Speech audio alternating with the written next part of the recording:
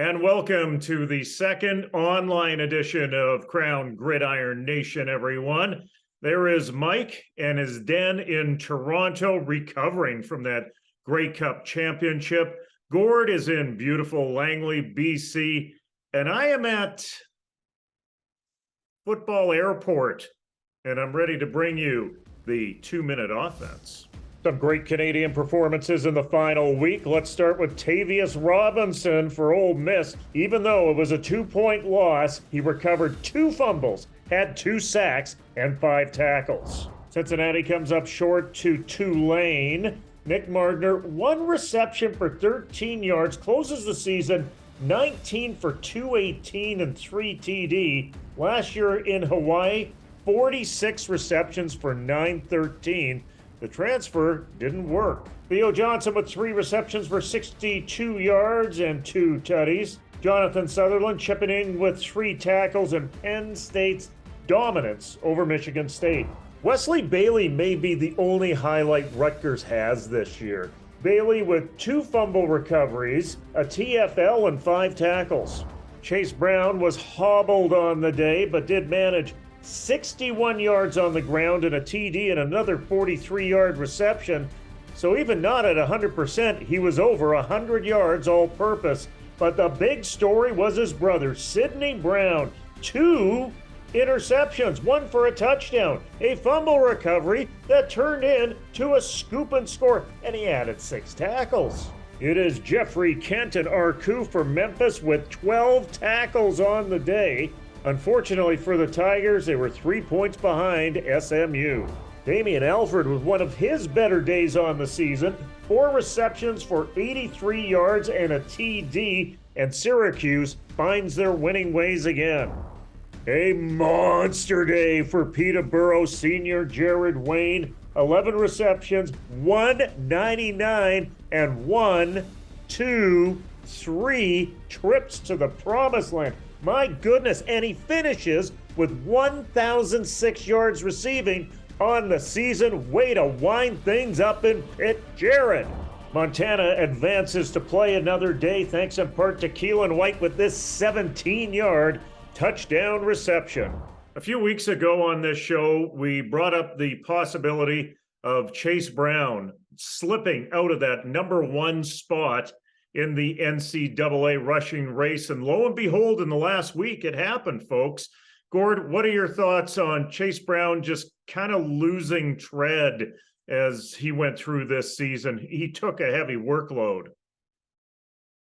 He definitely took a heavy workload, and I'm not gonna doubt that. I think I would question whether we've seen that he's running out of steam here. He as the pack mentioned, he did go over 100 yards combined. He added it was just 61 yards rushing, but he added another long touchdown reception through the air. So he still had a pretty good game against Northwestern. And guys, it's worth noting they blew out Northwestern so badly in this game. 41-3 was the final score. They shut Chase down after less than 20 carries, which is about half of what he usually gets. So I think this was a decision made with that in mind, with load management in mind. And he did run for just 3.2 a carry this past week, which is a little over a yard below his per carry average. So it was a little bit of a slower day for Chase Brown. But if you look at his numbers across the board, I mean, guys, it was just a week ago on this program that we were talking about how fantastic he looked at the Big House against Michigan. So I don't know that he's running out of steam, but Illinois made a call for the long-term interests of the team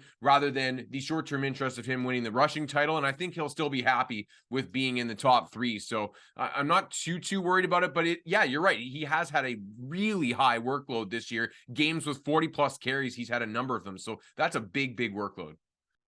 Yeah, and I'm glad you brought up the Michigan game a couple of weeks ago, because that was a monster performance. And he does kind of go in reverse a little bit. He did have the catch, but 61 yards. I hope this is like Roger Maris and they put a little asterisk next to 61, because that was his, worst rushing performance of the season by far. I think the 98 against Purdue was the second lowest this year.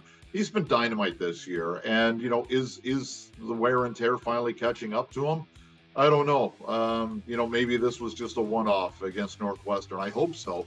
I'd love to see him go and bust it in a bowl game. And he's had such a tremendous year. I hope people don't remember his last, conference regular season game as being his worst one. It was statistically in terms of rushing, but man, he's had such a great season. And I don't think he's going to win the Doak Walker now. I thought he had to absolutely win the title to have a shot at that. But man, it's just been such a great year for him. Another theme that emerged in the last 4 to 6 weeks was the Cornish Trophy race was coming down to Chase Brown versus Curtis Rourke, the quarterback at Ohio. Both of them had injuries to some degree that curbed their performance. Curtis Rourke knocked right out of competition and knocked out of the MAC championship that's coming up. But what about Sidney Brown? He turned in a performance on this past week that earned him the AP Player of the Week on the defensive side, and he's been solid down the stretch, Mike. Yeah, if you looked at my preseason Cornish, it would have been Brown, Rourke, Brown, and he's done nothing to, take me out of him voting for him in the number 3 spot.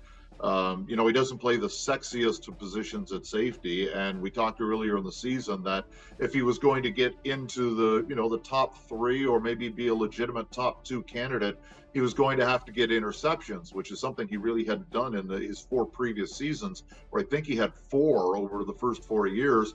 This year he has 6, including a pick 6. He's been as solid against the run as he ever has been, and a couple of years ago, I didn't think it was going to be close between Mechie and Ogbongbemiga, and surprise, it really was. And maybe, just maybe, Sidney Brown can creep into that top 2. It would be a stretch, but I'd be pleasantly surprised if he was knocking on the door. I'm laughing a little bit because I got to believe Sidney Brown, if he watches this program, is going, come on, guys. I had 2 pick 6s this week, and I still don't get top billing over my brother. But thus is the nature of football, is he's the defensive guy. But he had a phenomenal, outstanding performance this week. And that player of the week nod that you mentioned, Jim, that was nationwide. He was the top defensive player in the entire country this week. And I got to be honest, guys, like, he has solidified his draft stock. If you've watched some of their game broadcasts the last couple of weeks, they've talked about both Brown brothers being basically locks for the NFL draft at this point in time. And he's playing himself into potential All-American territory. We absolutely have to be talking about Sidney Brown. And with Rourke getting hurt, I would venture to say that I think it should be a lock that the 2 Brown brothers are 1-2 in the Cornish voting this year, which would be absolutely remarkable. I just really hope that we don't lose both of them from the college ranks next year. Unfortunately, I think we probably do.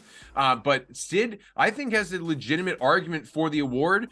Challenge is his brother has been every bit as good on the offensive side and puts up those nice, sexy counting stats as well on the offensive side. So it'll be interesting to see how it shakes out. But as a guy who voted for Eamon Ogbongbemiga a couple years ago, I'm interested to see if Sid can get some real traction here and potentially upset his brother for this award. So as the final week of the regular season, where would our favorite Canadians land in the stateside 5? This might be the best 5 of the year. Chase Brown with 104 all-purpose yards from scrimmage on the day, 43 receiving, 61 on the ground, and a TD.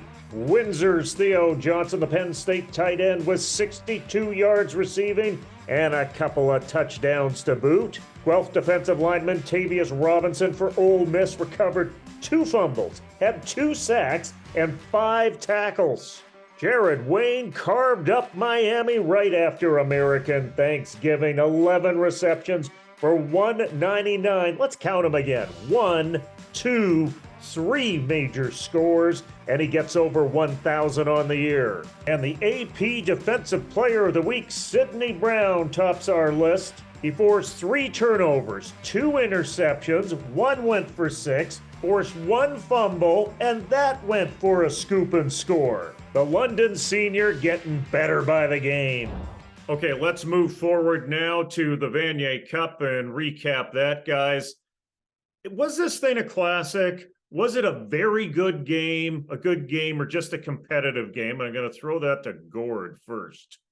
Okay, it's not quite a classic because I think it just kind of lacked that element of chaos and that fantastic finish that a real classic needs. But guys, this was a very good football game, and I have to give full credit to both teams involved because all the statistics you'll look at and everything you saw on the screen reinforces that it was a very good football game. We have over 1,000 yards of combined offense between the two offenses. Laval averages 8.2 yards in offensive play. Averages 7.8-ish. That's really good offensive output. But here's the thing, guys, we saw defensive plays as well. Between the two teams, too, only one turnover, just that interception in the end zone that frankly should have been caught for a touchdown for the Saskatchewan Huskies. One little mistake, and that is the razor's edge that loses them that game. Just 4 penalties between the two sides. This was everything that you would want from a national championship football game between two fantastic programs. The weather was perfect, and the game on the field was a very high level of play. It was far and away the most entertaining and well-played U Sports game I've seen this season, and what a fitting stage for that to happen on. Yeah, and agreed 100%. And I don't know if it gets that classic tab this early at least, because it didn't really have that big play, like a dramatic field goal block, or it didn't have overtime. You know, when we left after that double overtime McMaster Laval Classic, everybody went, "Oh, greatest game ever." Or likewise back in '94, Saskatchewan and Western, when they went to overtime 50-40, it was like, "Oh, that's a remarkable game." We've had some really, really good Vanier Cups, and that ranks right near the top. But there was just, I don't know, was there a defining moment in that game? When U of T beat Calgary, there was a Raposo blocked field goal at the end. I don't know if it's going to be there, but I think when we look back at this in 10 years, this will be like the game that you played in, Gord, Queens and Calgary, a hell of a football game, but I don't know if it really hits that top 10 of all time classic label. Now, this year's Vanier Cup was a nice event. When I look at these events now, I study every angle of it, not just the game. And it was executed well. I think the weather certainly was the best friend. Mother Nature just smiled on Western Alumni Stadium. It was 11 degrees and sunny, so it was a fantastic day for a game. The beer gardens were full. I spent some time in the beer garden, I must admit. But you know what? This was one of the 5 worst attended Vanier Cups. And I know Western announced a sellout, but this is an event that has gone from being a 24K to 20 event down to a 15K to 12K event. And now we're in that margin of an 8K to 5K event. Is this acceptable, Mike? Not to us, not to those of us who care so much about this game, but maybe it is to the powers that be now. I hope that's not the case, that they look at, settling for a certain number. But London's never had this event before, and there's such a rich history to Western football, and this probably speaks to a bigger problem with U Sports football right now. But that was disappointing when, I couldn't get to the game, obviously, but man, it was disappointing to see the numbers. Like we mentioned, it was a great game, 2 really historically sound franchises, and just, maybe is this just a regional sport now? Would it have even filled up if Western was there? We won't know, but I don't think there's even a guarantee that if the Mustangs were in the game, every bum would have showed up in the seats. So is it a problem right now? Hell yes. Can it be rectified? I sure hope so. Yeah, and I think the organization faces a little bit of a catch-22 because the places where people care the most about this product are not the places where you're going to get huge numbers of bums and seats, right? You can go one direction. You can tie this into the Grey Cup. You can play it in CFL-sized stadiums, and you can hope that you draw the best. And we have seen that it can be done, at least in recent memory. But that's a really hit or miss strategy because we've also seen that flop. And now you're playing games that feel soulless in a cavernous stadium that you just haven't quite filled.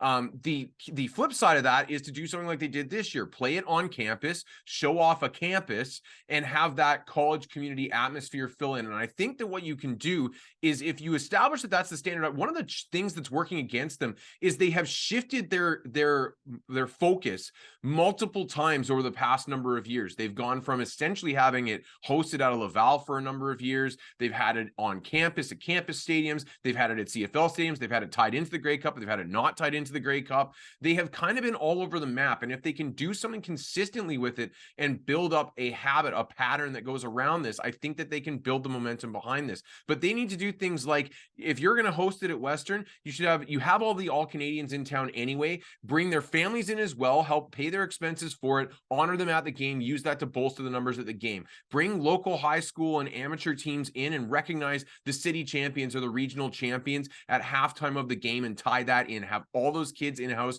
wearing their football jerseys. Make it a celebration of not just the campus, the university, but the local football community, and engage that part of the potential fan base. There's all sorts of outreach programs they can do to make this better, even if you're not holding it in a CFL-sized stadium, that I think they need to tap into. I'm sure there was one element of fandom thinking that, boy, if only this game had have tied in with the Grey Cup, especially with USASC being there. But as great as Regina was as a host city, I mean, the events were great. Everybody was in the spirit out there, as you can imagine. They don't have the infrastructure. There were barely enough hotel rooms for a Grey Cup. And if all of a sudden you're needing 200 or 300 additional hotel rooms, they just weren't there. So it's a great idea, and it's worked well in the past, but that can't work in every market. I think the move is kind of a hybrid of both of these approaches, which is that you try to keep it on college campuses and college venues, but you tie it in regionally to where the Grey Cup happens to be that year and make it kind of a celebration of that region of this great country, right? The Grey Cup's in Regina, then you host the Vanier Cup in Saskatoon, and now you're showing off the two gem football venues and football communities within that great football province. And now it's a celebration of Saskatchewan football on the whole. And now you have that added element to it. Think of how much buy-in there would be, just not even with Saskatchewan in the national final, but with the two Saskatchewan cities hosting those two national championships, and how much that would mean to football Saskatchewan, how much you could engage people with that. That to me is the move. Okay, let's go straight into picks of the week in the NCAA. There are conference finals everywhere, but really slim pickings when it comes to Canadians playing in these conference finals. I'll head to Gord first with your pick of the week.